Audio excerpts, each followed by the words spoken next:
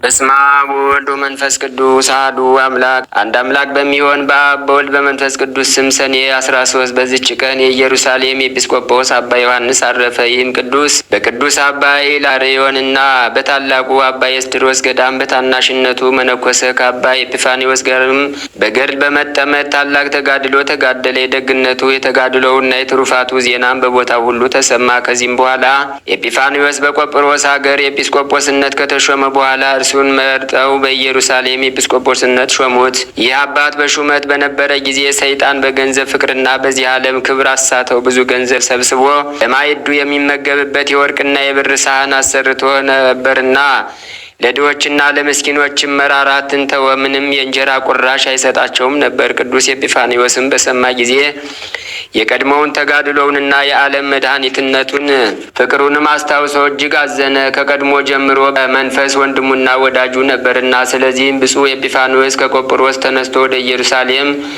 ወደ አባ ዮሐንስ መጣ። አባ ዮሐንስን በጥበብ ከስህተት ያድነው ዘንድም ክብር ይግባውና የጌታችን መቃብር ባለበት ቤተ መቅደስ ለመስገድ እንደመጣ አመካኘ። በተገናኙም ጊዜ አባ ዮሐንስ አባ ኤጲፋንዮስን ወደ ቤቱ አስገብቶ ማዕድ አዘጋጀለት። በማዕድም ላይ ከብርና ከወርቅ የተሰሩ ሳህኖችን አኖረ። አባ ኤጲፋንዮስን በልቡ አዘነ። ለድሆችና ለምስኪኖች ርኅራኄ እንደሌለውም አየ። ከዚህም በኋላ ከእርሱ ዘንድ ወጥቶ በኢየሩሳሌም ካሉ ገዳማት በአንዱ አደረ። ምክንያትም አዘጋጀ። ይህም እንዲህ ነው። ወደ አባ ዮሐንስ እንዲህ ብሎ መልእክተኞችን ላከ። ወንድሜ ሆይ ከቆጵሮስ አገር ሽማግሌዎችና የሕዝቡ መምህራን ወደ እኔ መጥተዋልና በእነርሱ ፊት ታከብረኝ ዘንድ ከወርቅና ከብር የተሰሩ የማዕድ ዕቃዎችን ይመገቡባቸው ዘንድ እንድትልክልኝ እሻለሁ አለው። እርሱም ላከለት።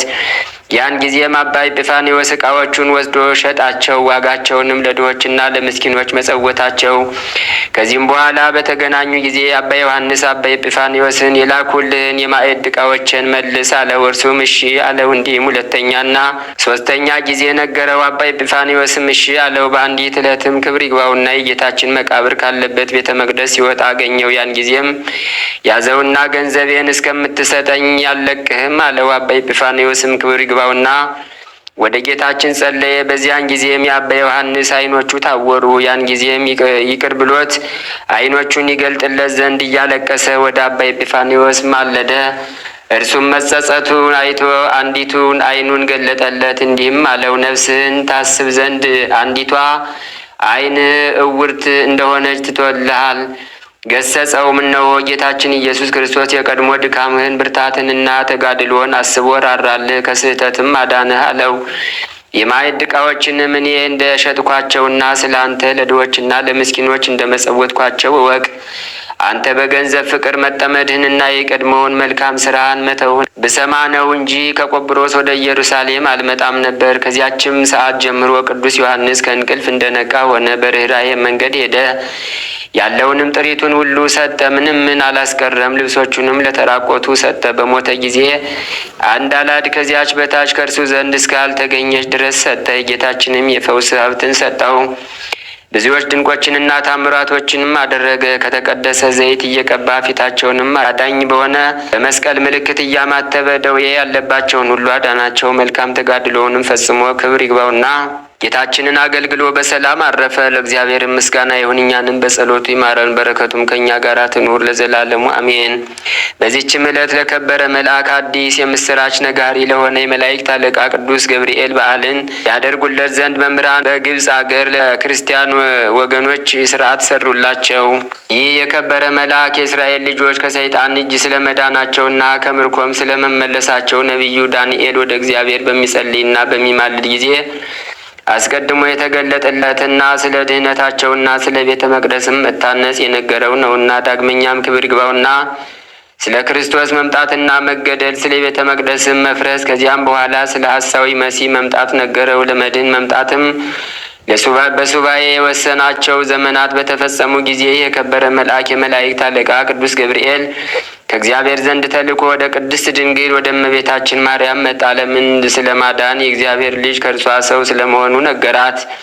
ስለዚህም የበዓላቶቹን መታሰቢያ እንድናደርግ የቤተ ክርስቲያን መምህራን አባቶቻችን አዘዙን። እኛም ከጠላታችን ሰይጣን እጅ አድነን ዘንድ ለመንግስቱም የተዘጋጀን ያደርገን ዘንድ ክብር ይግባውና በጌታችን በኢየሱስ ክርስቶስ ፊት ስለኛ እንዲማልድ እንለምነው። ልዕልና ችሎታም ገንዘቡ ለሆነ ለእግዚአብሔር ምስጋና ይሁን። የዚህም የከበረ መልአክ ረድኤቱ ከእኛ ጋር ትኑር ለዘላለሙ አሜን። በዚችም ቀን የሄኖስ ልጅ የቃይናን የዕረፍቱ መታሰቢያ ነው። ቃይናንም 170 ዓመት ኖረ፣ መላልኤልንም ወለደው። መላልኤልንም ከወለደ በኋላ 740 ዓመት ኖረ። ሴቶች ልጆችንና ወንዶች ልጆችንም ወለደ። የቃይናን መላ ዘመን ሁሉ 910 ነው። ከዚህም በኋላ አረፈ። በረከቱ ከእኛ ጋር ትኑር ለዘላለሙ አሜን። በዚችም ቀን የሰማዕቱ አቡላግና የ200 ሰማዕታት መታሰቢያቸው ነው። ስለ እውነትም የተሰደደ የአባታችን የማትያንም መታሰቢያው ነው። እግዚአብሔር በጸሎታቸው ይማረን ለዘላለሙ አሜን። አንድ አምላክ በሆነ በአብ በወልድ በመንፈስ ቅዱስ ስም ሰኔ 14 በዚች ቀን ቅዱሳን አባ አክራና ዮሐንስ፣ አብጥልማና ፊልጶስ በሰማዕትነት ሞቱ።